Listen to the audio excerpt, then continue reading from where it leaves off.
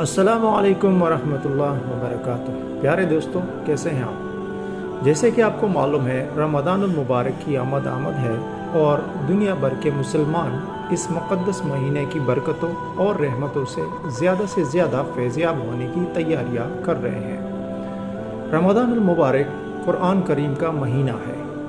اس مبارک مہینے میں قرآن کریم کی تلاوت اور سماع کی عجیب بہار ہوتی ہے اور پوری دنیا میں 24 گھنٹے قرآن کریم کی آواز گونجتی رہتی ہے۔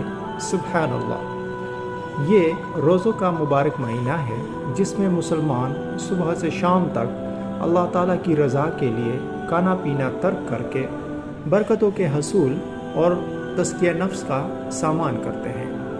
رمضان المبارک سخاوت اور صدقہ و خیرات کا مہینہ ہے۔ ام المومنین حضرت عائشہ صدیقہ رضی اللہ تعالی عنہا فرماتی ہیں کہ جناب نبی اکرم صلی اللہ علیہ وآلہ وسلم ویسے تو سارا سال ہی سخی ہوتے تھے اور آپ کے دروازے سے کبھی کوئی ضرورت مند خالی ہاتھ نہیں جاتا تھا، مگر رمضان المبارک میں آپ کی سخاوت کا ماحول ایسے ہو جاتا تھا جیسے شدید گرم موسم میں ٹھنڈی ہوا کی لہر چھا گئی ہو۔ اس ماہ مبارک اور اس کی فضیلت و برکت کے ساتھ مسلمانوں کی عقیدت و محبت آج بھی قابل رشک ہے، اور کرۂ ارض پہ بسنے والے انسانوں میں کسی اور مذہب کے پیروکار اس معاملے میں مسلمانوں کی ہمسری کا دعویٰ نہیں کر سکتے۔ آن حضرت صلی اللہ علیہ وآلہ وسلم رمضان کے آنے سے پہلے ہی رمضان کی تیاری شروع کر دیتے تھے۔ ساتھ ہی ساتھ صحابہ کرام رضوان اللہ علیہم اجمعین کو روزے کی اہمیت و افادیت بیان فرماتے اور اس کی حقیقت واضح فرماتے۔ حضرت سلمان فارسی رضی اللہ تعالی عنہ کہتے ہیں کہ شعبان کی آخری تاریخ کو رسول اللہ صلی اللہ علیہ وآلہ وسلم نے ہم سے خطاب فرمایا کہ اے لوگو، تم پر ایک بڑی عظمت والا برکت مہینہ سایہ فگن ہو رہا ہے۔ اس میں ایک رات 1000 مہینوں سے بہتر ہے۔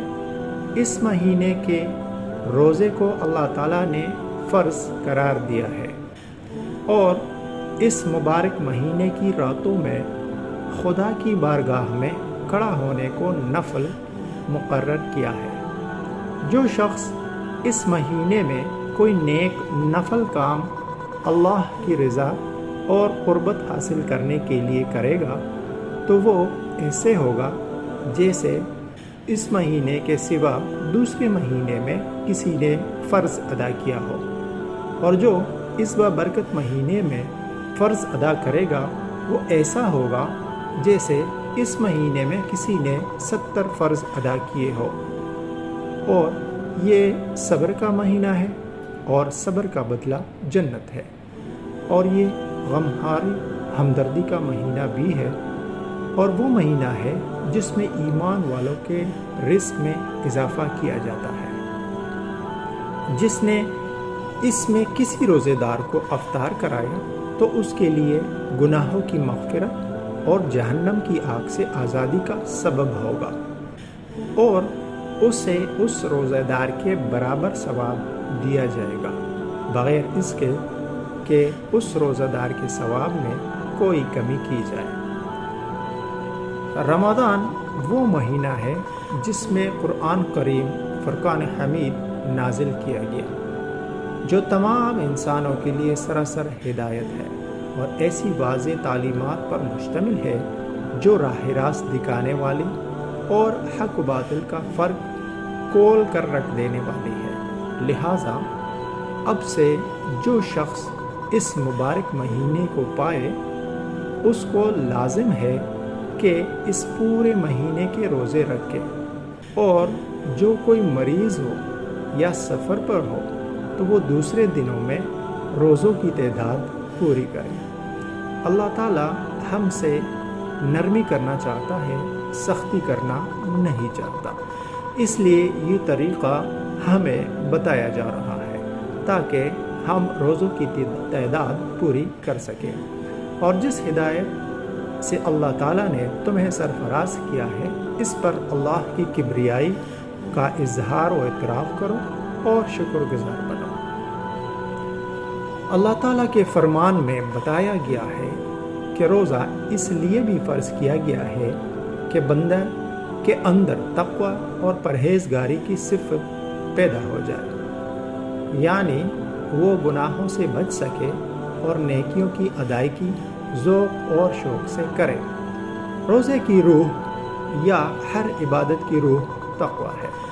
تقوی انسان کو ہر برے کام سے روکتا ہے، اسے قابو میں رکھتا ہے، اس کی غلط خواہشوں پر روک لگاتا ہے، خواہش نفس سے بچاتا ہے۔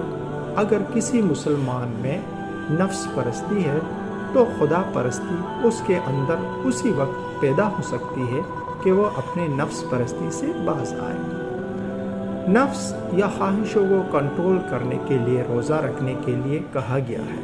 اگر کوئی رمضان کے آنے سے پہلے ان چیزوں سے واقف نہیں ہے اور رمضان کے پورے مہینے سے بھی اسی روزے کی حقیقت سے واقفیت نہیں ہوتی اور رمضان کی شرائط کے مطابق روزہ نہیں رکھتا تو اس کے پلے بھوک و پیاس کے سوا کچھ بھی نہیں پڑتا۔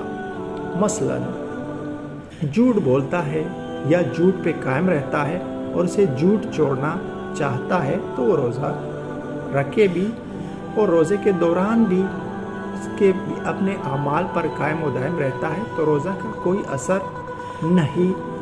پیارے دوستو، اس ماہ مقدس میں زیادہ سے زیادہ عبادات، صدقات اور دوسرے اچھے اعمال کر کے اپنے اللہ کو راضی کرنا اور دنیا اور آخرت میں کامیابی حاصل کرنے کی کوشش کیجیے گا۔ کیا پتہ اگلے سال یہ مقدس مہینہ دیکھنا نصیب ہو۔